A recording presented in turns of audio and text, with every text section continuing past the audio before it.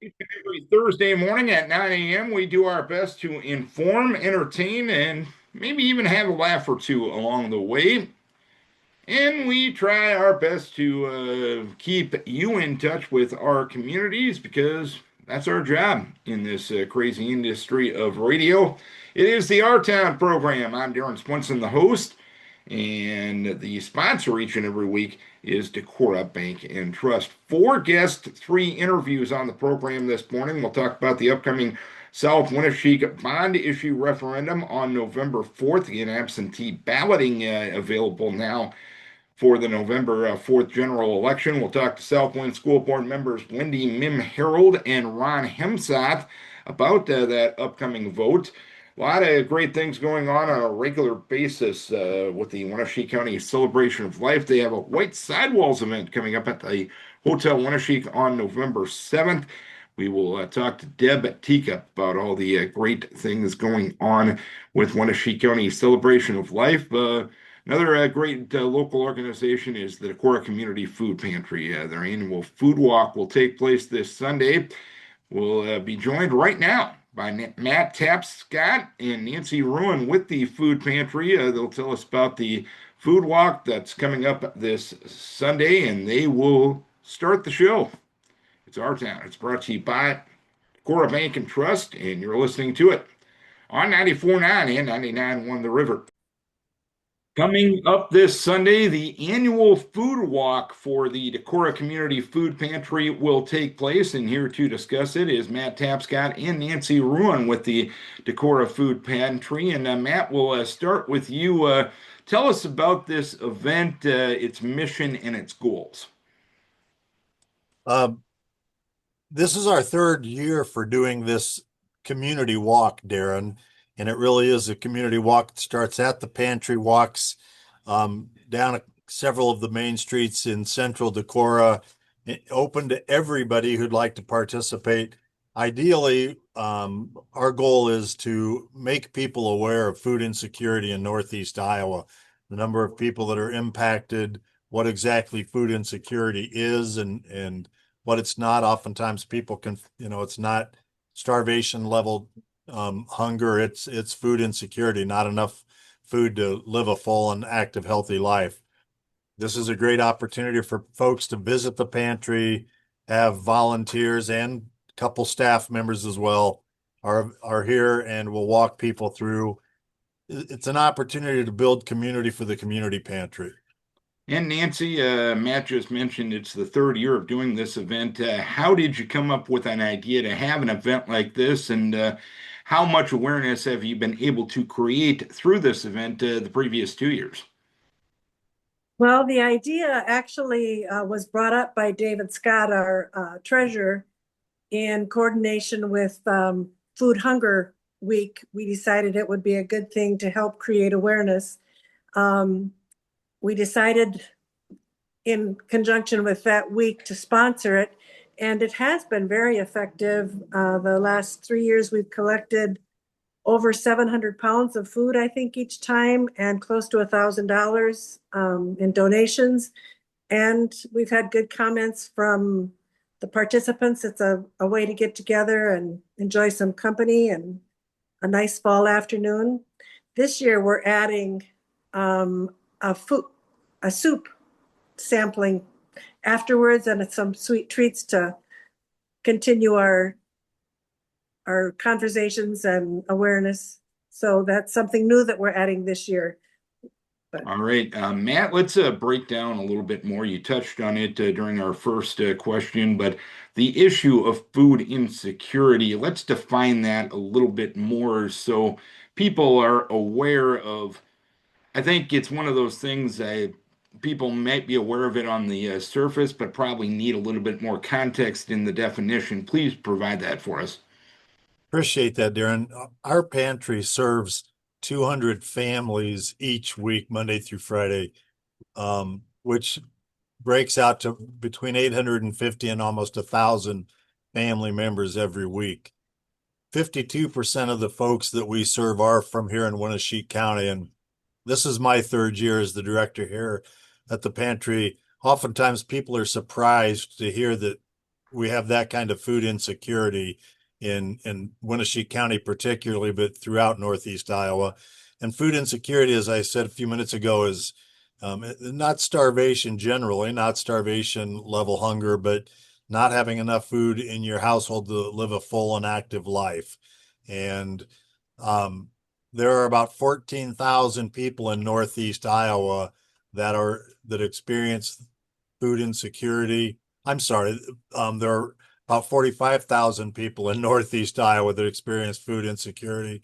About 14,000 of those are seniors, and 10% of them are children. And Nancy, through an event like this, I know you've been involved in the food pantry for quite some time. How rewarding is it to be a part of something like this and to give back to our community and help those less fortunate? I always say that every day I spend at the pantry feels like a worthwhile part of my time. Our clients, our neighbors are so grateful for the food that we provide for their families, and they often express how they feel like they're walking in with a bunch of friends. It's not a, a bad place for them to come. They feel very welcome and appreciated. And Matt, tell us how people can get involved with the walk coming up on Sunday. We have worked diligently to make this as absolutely simple as possible. Show up at our pantry, the Decorah Community Food Pantry at 110 Railroad Street, Sunday afternoon about 12:50. Right around 1 o'clock or a few minutes after, we'll head out for our walk. It takes, anywhere 30 minutes, give or take, to do our mile and a half, so 2-mile walk. And what really has been neat the last couple of years is people pair up and start having these great conversations while we're walking this distance. Folks who don't know each other before they got here. Last year, I observed a number of those situations where people paired up and had conversations. Some were spouses, friends of a volunteer at the pantry, but had never been really involved with the pantry before. So it was neat to have conversations with volunteers and staff too, but mostly volunteers who know the pantry work well, and just have really good conversations. But really, it's a matter of just showing up and being willing to um, join us in this walk. We do ask that people think about bringing a donation with them. Shelf stable item. Peanut butter is something we're in need of right now. Other canned proteins, canned meat is something we're in need of. Pastas, sort of the things. Those are not things we've been able to get from the food bank lately. And so we want people to show up and participate, but if they can bring along an item to donate or several items to donate, if it works for them, we'd appreciate that. And Nancy, can you donate financially, just with money to assist in the process? Is that an option for those participating on Saturday or on Sunday, I should say? Absolutely. We will have a donation box out. We do have PayPal that we can take money through PayPal if someone wants to do it that way. Cash and checks are always welcome. So. And Matt, I know we got the event coming up this weekend, but for those that may be unable to participate this weekend and want to make donations to the pantry, how do they do so? They can go to our website at decorahpantry.org. They can stop by the pantry Monday through Friday. There's always somebody here at 8 o'clock in the morning, and we're open till at least 4:30 each afternoon through the week. But as I said, go to our website and do it electronically. They can also send a check to the Decorah Pantry, and it's mailbox 26 in Decorah. So post office box 26 in Decorah. And Nancy, for those that maybe want to get involved in volunteering and helping out at the pantry, how do they do so? The same ways Matt just talked. You can stop by anytime and we'll be glad to talk to you about it. Our assistant director, Molly Gallagher, will help explain the different areas, different ways that there are to be involved. Also checking on our website, the decorahpantry.org. There's a link there that you can connect with one of us and we'll help you get there. All right. You won't be sorry. All right, Matt, anything we're missing? Anything else you want to pass on about Sunday's event or the pantry itself, as long as you got the forum? Darren, I appreciate K-Like Radio doing this for us. It just reflects well on this community. This is the community food pantry, and it's because of the community, the support of the entire community, like you're doing this afternoon.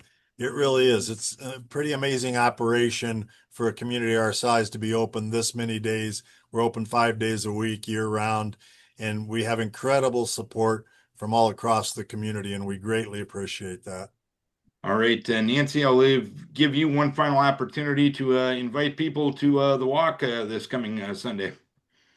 Thank you, Darren, for having us. And I was just looking at the weather schedule and it looks like a beautiful sunny 60-degree Sunday afternoon. So come and join us and learn more about us and celebrate what we are able to provide.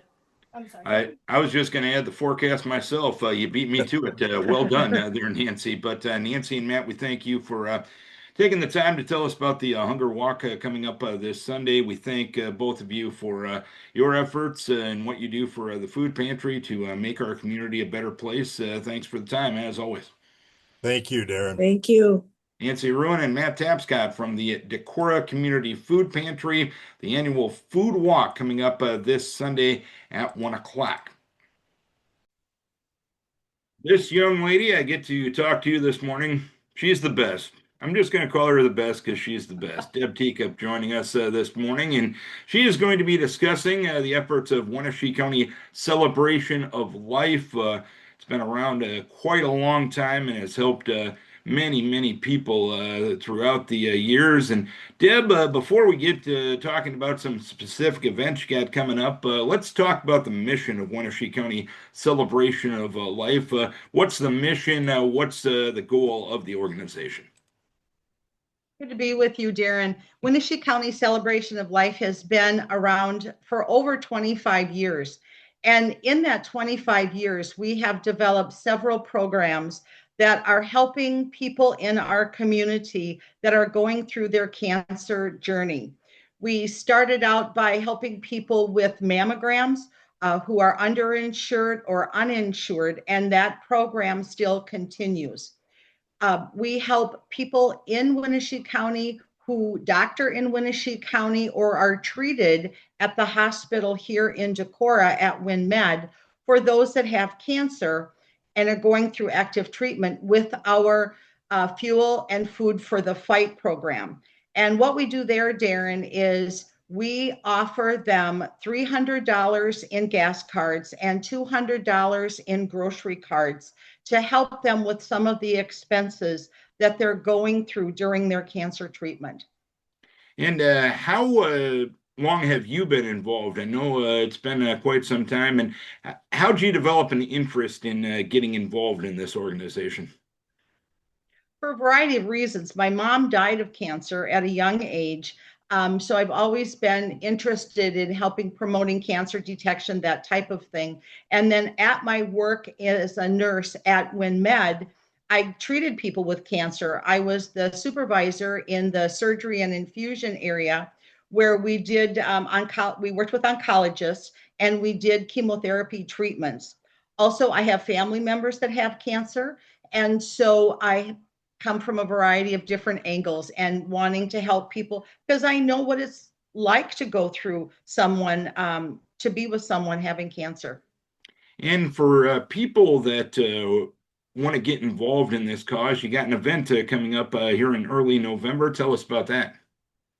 We do. Last year, we had the white sidewalls at Hotel Winneshiek, and it was such a great success that we decided to do it again this year. When we notified White Sidewalls, they were very excited to come back. It's held at Hotel Winneshiek, which is a perfect place for them. It's a great environment. The acoustics are good there. There's a great dance floor for people to come out and enjoy some good 50s and 60s music by the White Sidewalls. And how can people get tickets? All right. You can buy tickets directly from Hotel Winneshiek. They're kind enough to have them available. Also from the members of our committee, and that would be Andy Carlson, Peggy Lansing, Stephanie Senick, Brenda Dedeker, Margaret Walter, Janelle Halverson, Julie Wurtzel, and Angie Hansen, along with myself. We all have tickets, so you can contact any of us and we'd be happy to get tickets for you.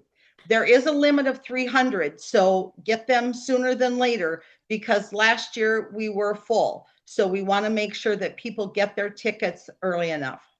And being the fact that you were sold out last year and you're on that way this year, how does that make you feel knowing the fact that people want to help out your very worthy cause? You know, Darren, we are so blessed to live in a community of people who care about each other. We have sponsors. We have many of our business people are sponsoring us with a $250 sponsor, which will allow us to put their name out on our social event pages, as well as doing in memory or in honor of a friend, our family member who's gone through cancer. So there are a variety of different ways to support us. And last year at our event, we had young people there and we had ladies in their 90s that were out there dancing. So it kind of, our event kind of covers the range of people. And let's say folks can't attend that night, but still want to contribute to the cause for Winneshiek County Celebration for Life. How do they do so? Absolutely. You could get a hold of any of us, or you can go on our COL website, Winneshiek County COL, and you can get us through there. You can also make checks payable to Winneshiek County Celebration of Life and get those mailed to us. And you'll find all that information on our website.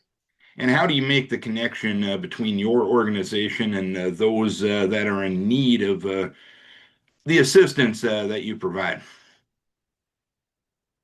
We depend on our friends and neighbors in Winneshiek County to give us the names of those people who are in cancer treatment. And we keep that information confidential. There are only 2 of us on the committee that know the names of the folks that we help. So it's not something that we put out in public.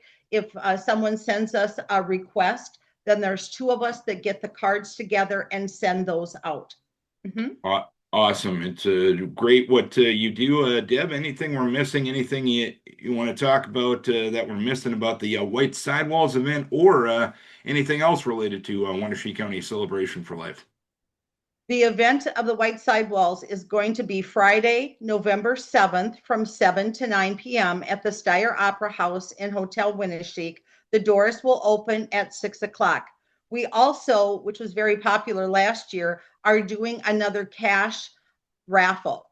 We have 3 prizes, a $500 and 2 $250 raffles. And you can get those tickets from us that night or from any of the board members ahead of time. All right, Deb, we appreciate you taking some time to tell us about the White Sidewalls event and Winneshiek County Celebration for Life. Thank you for joining us and thank you for all you do. Thank you, Darren. Deb Tekippe with Winneshiek County Celebration for Life joining us. White Sidewalls event at the Hotel Winneshiek on November 7th. Winneshiek County Celebration of Life and the great things they do for our community. The South Winneshiek School District voters will go to the polls on November 4th. They will vote on a $13 million bond issue to renovate the high school. And a couple of Southwind board members joining us right now, Ron Hemesath and Wendy Mihm-Herold. And Wendy, we'll start with you. First things first, when is the last time there was a major renovation done to South Winneshiek High School? So the last renovation that was done where we went out for a bond was in 1990. So it was in 1930 when in the 30s when it was built, 1960 some renovations, and then again in 1990. So it's time to relook at doing some additional renovations. And Ron, focusing on the impact on taxpayers, upkeep to a school building and modernizing a school building. Why is that a wise investment in your mind for district residents?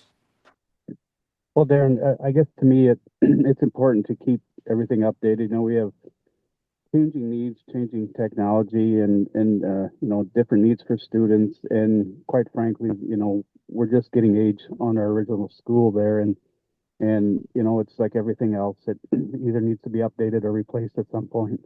So that's kind of what we're focusing on here. You both were on the board for the previous bond issue, which got over 50% of the vote, but did not get the 60% supermajority. Wendy, take us through the process from a board perspective.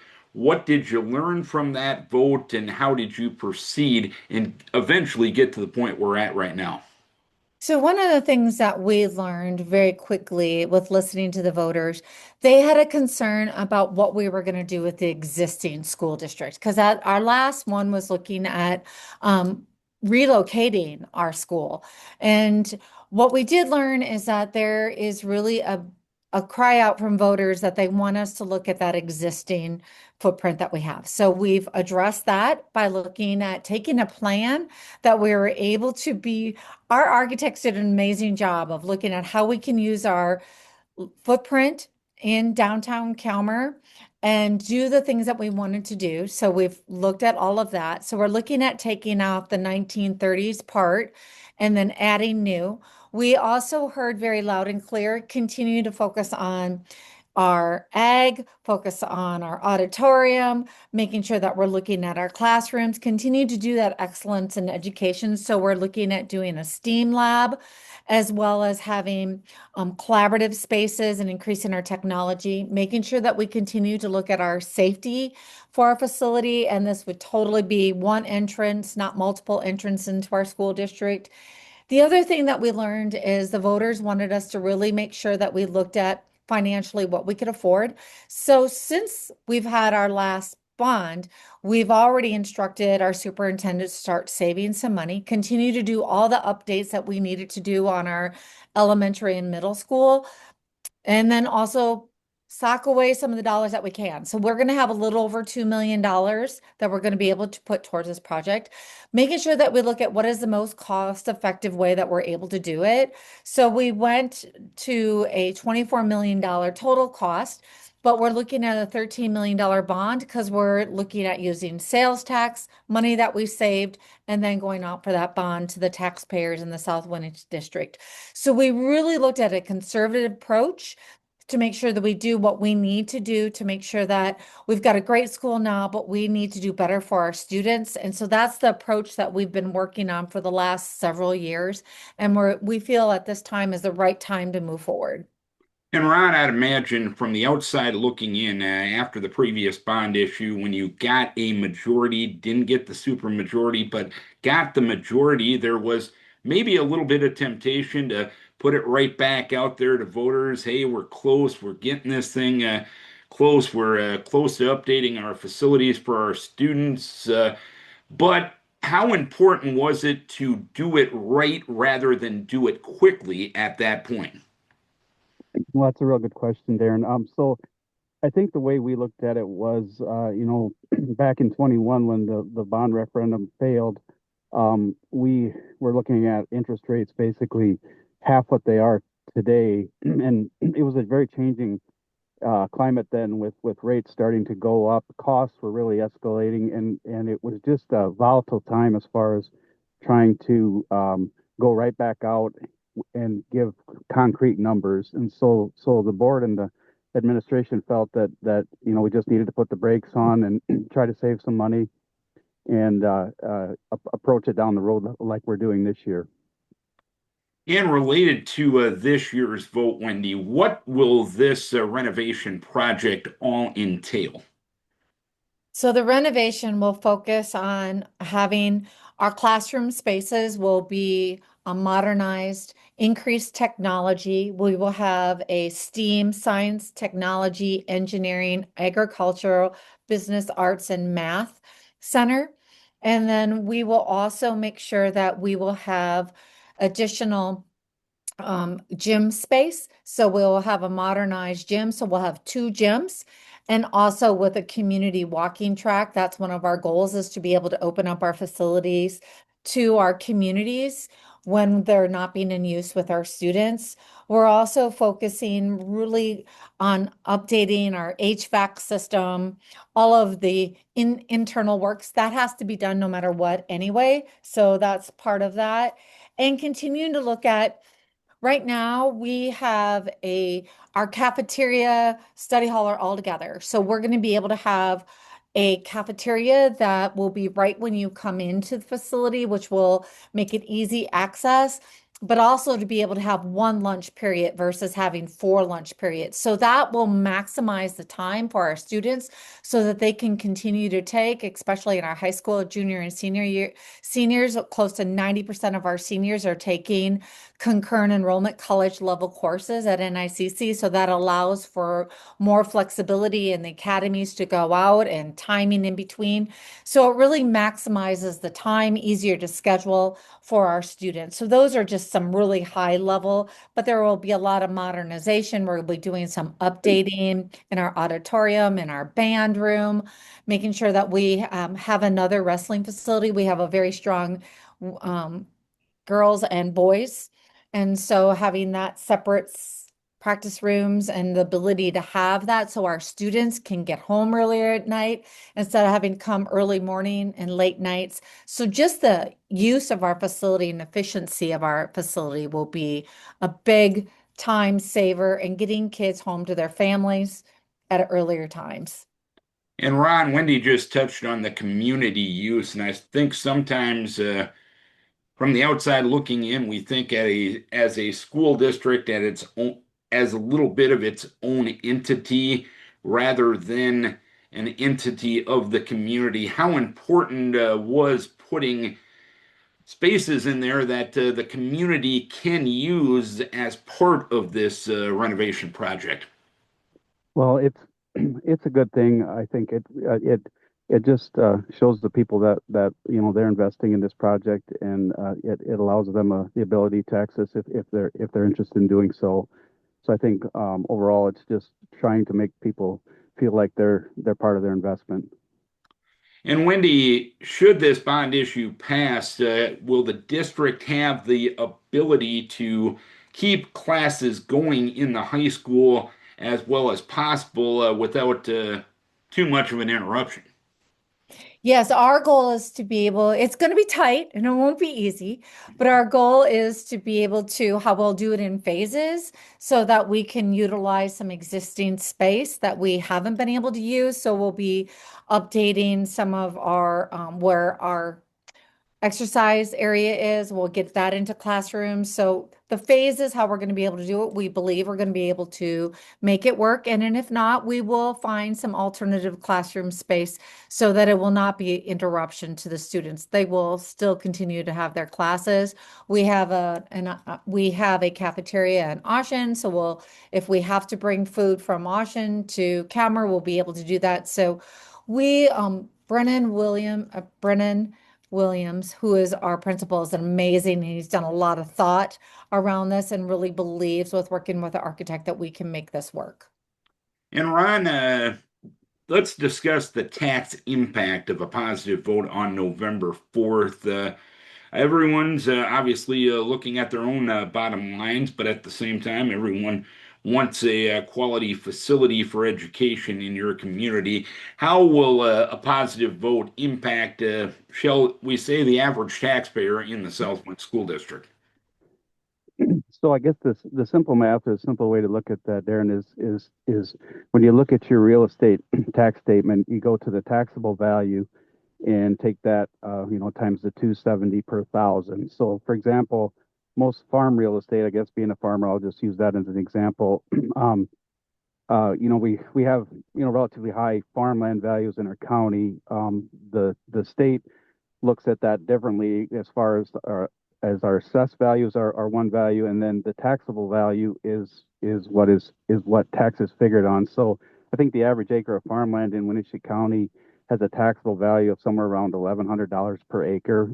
Keep in mind there's a rollback figure that is something close to 50% that comes down from the assessed value to get that number. So in essence, if you were to use that number, it would be roughly $2 and say, I would say 80 to 90 cents per acre.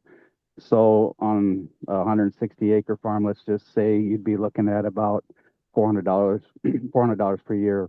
The other thing I guess I wanted to add too is when we looked at this, I probably didn't answer the question earlier quite right. We were doing a smaller general obligation bond this time than we did the last time, and that's the $13 million. And the rest of this is being financed with, as Wendy said, our PEPL money, that's saved money that's in the bank right now, and then the save bond is borrowing against sales tax revenues. So in essence, it's leveraging future revenue, I guess I feel like, in our district. So for example, if someone purchases something at Quickstar or does a service somewhere in our district, that 1% of that goes towards that. And if you think about it, it kind of gives you a diversification in your portfolio as far as versus borrowing all the money against just the general obligation bond. So I think that's a good thing. It takes some burden off of the real estate side of it and puts it, there might be people just traveling through that will pay sales tax. Well, we know there are. So I think that was one of the things that we really thought was important, to try to leverage some of that and to spread out the risk. And Ron, I'm sorry, Wendy, go ahead. And I just want to state, our sales tax burden that we're looking at is 6.1 million less than when we went out for a bond in 2021. We were asking for a $19.1 million bond. So I really want to emphasize that diversification was really smart planning that we've been doing as a board, and our superintendent and Chris Smith, our financial manager. She's just amazing. And I also want to point out that we've done a great job. Right now, we are at $12.33 for our tax rate. So adding on that 2.70, that's a 15 to 03. In 1990, we were 9 cents less than what we are going to be for if we get this bond passed. So keeping that in mind, we were able to really only increase it from our 1990 edition to having to be 9 cents more for us to be able to do that in 2025. I think that's pretty amazing. And I also just want to say, just from a homeowner, we have information and it's on our website. And also Chris Smith can do a calculation if anyone out there really wants to know what their tax would be. But if you owned a house at $195,000 in Calmer with the 270 with all the rollback, that's about $19.72 a month. So we believe that that's pretty reasonable for really investing into our students. And we have to keep in mind, in 1930, the community invested, 1960, the community invested, and 1990, the community invested. We're looking at another 30 years. It is time to do that investment again. And Ron, I'll ask you the question. You put together how this renovation project will be financed using some of the save dollars, some of the PEPL dollars. How is the district going to make sure that there's going to be enough save and PEPL dollars for ongoing maintenance for the other school facilities while this project is still going on? Well, we feel like with the ongoing PEPL dollars, I guess to back up, we sit here today with about $2 million. By the time this project gets started, we'd be looking, by the time it gets finished, we would be approaching $3 million. So we feel like some more of that could possibly be used for this project. Some could be saved. And, going forward, I do feel like with a new facility, you're obviously, you still got your school buses, you still got your technology, all the things you have to spend the PEPL money on, but some of the maintenance things should be quite a bit less, I guess, when you have new versus old. And one thing I thought of with the save dollars is I kind of did a little math the other day. If you figure over the life of this 20-year bond, if cost and goods continue to go up, say at the 3% inflation rate, that taxable value in 24 years would double. So the bond is 20 years. So we'd be using an appreciating value that we're taxing on. So I think we're going to be okay in that regard. Well, and also I just want to dovetail on what Ron said. We had since 2021, and before that, we were already investing in our facility from roofs. We put in a new boiler system in our middle school and elementary.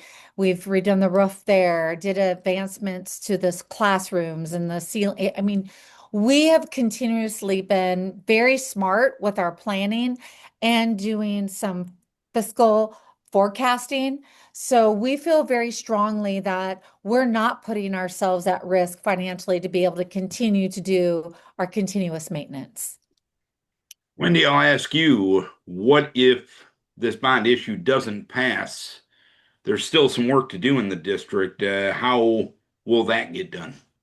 Well, we would have to look at doing our save dollars. First of all, I might move to Des Moines permanently then because I don't know how I'm going to handle that's not because I think it's just the right time, the right thing, just so important for students and our community and economic development. But there's the ability to use our save dollars because we still will have to do the HVAC, the infrastructure that we'll need to do. And there's still some other things that we need to do, some additional compliancy things. We've done a great job, and I want to be very clear to the South Wind School District constituents. We've done a great job with maintaining a 100-year-old building. It's just to the point where, just like with anything that's 100 years old, it's time to take it to that deeper remodeling and making sure that we're looking at how we can have better schedules for our students and our families, looking at how we can open our facilities to the public. Because right now, our school district is being used in all of our buildings in our gyms from 6 in the morning to 10, sometimes 11 o'clock at night. And that doesn't leave us a lot of opportunity to open up to the community. So this is just a great opportunity for us in so many ways. And Ron, I guess I'll ask you a similar question to what I asked earlier. In your mind, why is this a wise investment for the constituents of the Southwind School District? I guess to me, it's an investment in your own local community. You know, we talk about, you know, open enrollment and different things that can change, you know, where students can go. And in a way, it comes down to almost a competition, you might say, as not necessarily one school's better than the other, but a facility that's functional. It's attractive to families that are possibly looking at another school. And the simple fact of the matter is you know, things wear out, and if you believe in your community and in the fact that we need to keep viable schools to keep the economy where it needs to be, I just think it's time. And Wendy, I'll let you wrap this thing up. Anything you want to add, as long as you got the form? Well, I think the great part about this bond this time is that we listened to our constituents. We addressed the concerns that they wanted us to do from 2021. We've engaged our young parents, which we didn't do a good enough job last time. Because as you stated, Darren, we're at 51% going out for a $19 million bond. That's pretty good on the first time, right? So we know we've got great support. And so we really listened. We were very intentional. We took our time to make sure we made a good judgment of how we're going to move forward and looking at as many alternatives as possible. So I really hope that the taxpayers go out and vote. And if you have questions, please look at our Southwind website. We have all the information out there on facts about what we're doing. We're trying to be as transparent as possible. There's no hidden agenda. It's really about doing what's best for students and looking at as well as our taxpayers' concerns as well. And Ron, anything we're missing, anything you want to add on as we finish up? No, I just wanted to thank you for the time and I just encourage everybody to get out and vote and hopefully support this. Thank you. All right. Thank you very, very much. Wendy Mihm-Herold and Ron Hemesath from the Southwind School Board, the district with a $13 million bond issue vote to renovate the high school on November 4th. Thank you to the guest on the program this morning, Matt Tapscott and Nancy Ruen with the Decorah Community Food Pantry Food Walk coming up starting at the food pantry at 1 o'clock this Sunday. Forecast calling for a pretty nice day. I want to thank Deb Tekippe and all of the folks at the Winneshiek County Celebration of Life for what they do for those dealing with cancer in our community. And we thank Deb for the work that she does, as well as everyone related to that organization. White Sidewalls event coming up November 7th. Get your tickets now, they're going fast. And of course, don't forget to vote in the South Winneshiek School District on the bond issue referendum to renovate the high school, $13 million bond issue. That's coming up November 4th. We thank Wendy Mihm-Herold as well as Ron Hemesath for joining us on the show this morning. Don't forget, you can see a video portion of this program each and every week. We're in the 21st century, and I know people consume content in various ways, and no, can't always be near a radio at 9 o'clock on a Thursday morning or a streaming device. But we get to talk to interesting people about interesting topics and informative topics, entertaining topics. We want to bring that content to you on your schedule. If you're out searching on YouTube, 1016 Our Town program is a great way to search it. We also put all the links up on our Facebook pages as well. It's another way we do our best to stay in touch with the community, because without you folks, none of this would make sense.